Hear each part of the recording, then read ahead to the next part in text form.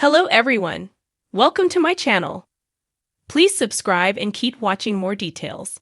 How Todd and Julie Chrisley keep in touch while incarcerated. How are Todd and Julie Chrisley able to keep in touch while they are incarcerated? Todd has been living in less than desirable circumstances. He shared this, as did his daughter, Savannah Chrisley, during a prison interview. Read on for more details on their communication techniques. How Todd and Julie Chrisley keep in touch while incarcerated. Todd and Julie Chrisley have been married for nearly 30 years, so being away from each other cannot be easy. She was sentenced to 7 years behind bars, whereas his sentence is 12 years. Furthermore, they are in separate states. He is in Pensacola, whereas she is in Kentucky. He has repeatedly talked about the deplorable conditions that he is living in. More so, his daughter, Savannah Chrisley, has spoken out about what her father is going through. They have all hoped for an early release and have kept very faith-based that they can be reunited sooner rather than later. With everything going on, they have been fortunate to have visitors. Nanny Faye was with Todd for the holidays, and Julie has had parents come to see her as well. So how do they show love and support to each other when they are incarcerated? According to People, Savannah Chrisley opened up about how they communicate when she guested on the Adversity Advantage podcast. So, how do Todd and Julie Chrisley catch up with each other? Savannah shared that they email via an app, but the messages are delayed despite modern technology. But emails are delayed. You never know if they're going to get them. You just don't know. They can't send mail via postal service, the 26-year-old explained. The Messenger. It has been previously alleged that correction officers were stealing Todd and Julie Chrisley's mail. Therefore, sending traditional letters has not been the best option. However, Savannah Chrisley does get to talk to her parents on the phone. Though they cannot physically talk to one another, she can be the go-between and relay messages. Life behind bars hasn't broken the bond between Todd and Julie Chrisley. In fact, according to those closest to the family, the separation has only strengthened their love and commitment to one another. Although housed in separate federal facilities, Todd in Pensacola, Florida, and Julie in Lexington, Kentucky, the Chrisleys have discovered creative and deeply emotional ways to stay connected despite the miles and the prison walls between them. It started with letters. Handwritten, heartfelt, and often tear-stained, their letters became lifelines in the early days of incarceration. Julie, ever the nurturer, wrote about her daily prayers, her longing for Todd's embrace, and her favorite memories from their family vacations and Sunday dinners.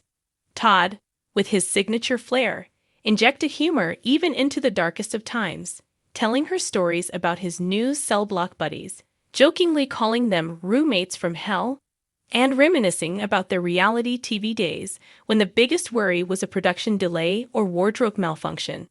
They also found solace in shared books. Julie would read something like The Shack or Jesus Calling and jot down the passages that spoke to her.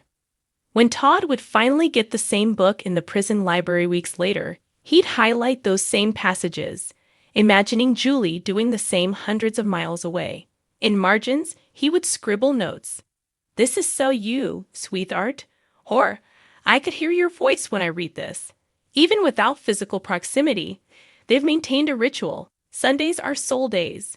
On Sundays, both attend chapel services and spend an hour afterward reflecting in silence, writing in their journals. It's as if they're having a quiet, spiritual date across time and space. They write letters later that day, describing the message they received from the service or the song that stirred their hearts. When Amazing Grace played today, Julie once wrote, "I closed my eyes and imagined you beside me. I swear I could feel your hand holding mine." Technology, while limited in prison, also plays a part in their connection. Through prison-approved emails and scheduled 15-minute monitored phone calls, they maintain as much day-to-day contact as possible. Todd, always quick on his feet, memorized a week's worth of jokes just to keep Julie laughing during their brief calls. Julie, in return, asks questions about the men in his unit, offering encouragement and spiritual guidance. Julie's calming voice brings Todd down when he feels overwhelmed. And Todd's sarcasm, oddly enough, is a balm for Julie's nerves. They complete each other even when separated. Savannah Chrisley once said in an interview, "Their love didn't go away when the cameras turned off or when the bars locked behind them.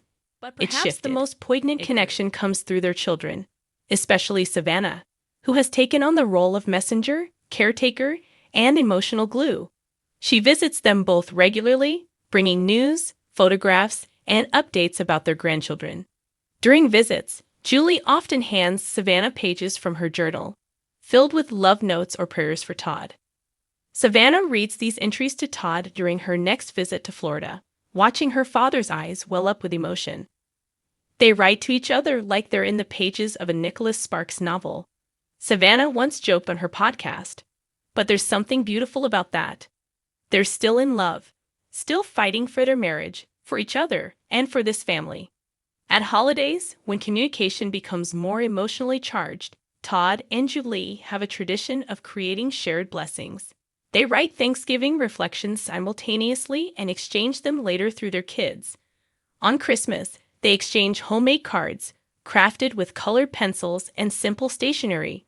Todd once drew a Christmas tree filled with hearts instead of ornaments. Inside, he wrote, "Every one of these hearts is a day I've missed you. One for each day, every day, until I'm back in your arms." Julie, in return, made a makeshift nativity scene using prison-issue colored pencils and an old greeting card. She told him in a letter, "No matter where we are, Jesus was born to give us hope. You're my hope, Todd. Always have been." They've even managed to keep a private code alive, a language of love crafted over decades of marriage. Bluebird means hope. Cinnamon rolls refers to comfort. 5 stars is their way of saying, "I love you more than words."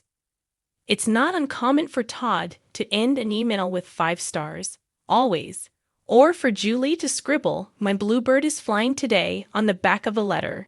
Despite the constant surveillance, lack of privacy, and emotional toll of incarceration, the Chrisleys have refused to let the system steal their connection. Todd has told fellow inmates that love is the most rebellious act of all in a place designed to strip people down. "They can take our homes, our freedom," he reportedly said during a chapel group. "But they can't take our love unless we give it away, and I'll never give that up."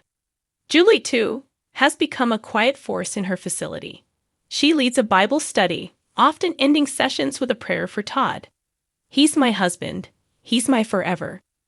"We are not a story of fame or failure. We are a story of grace," she told one inmate who was struggling with a broken relationship. Some might say Todd and Julie's story is a tragedy of privilege and punishment. But for them, it's become a testimony of perseverance. Where the outside world sees inmates, they see soulmates enduring a storm. Their bond, tested by fire, has emerged refined, shining brighter than ever in the shadows of confinement. They know it won't be forever. One day, they'll walk free. One day, they'll sit beside each other in church again, sip sweet tea on their front porch, and laugh over old reruns of Chrisley Knows Best. Until that day comes, every letter, every call, every whispered prayer is a bridge. Because love, real love, doesn't require freedom to flourish. It just requires 2 people stubborn enough to keep reaching across the distance, one bluebird at a time.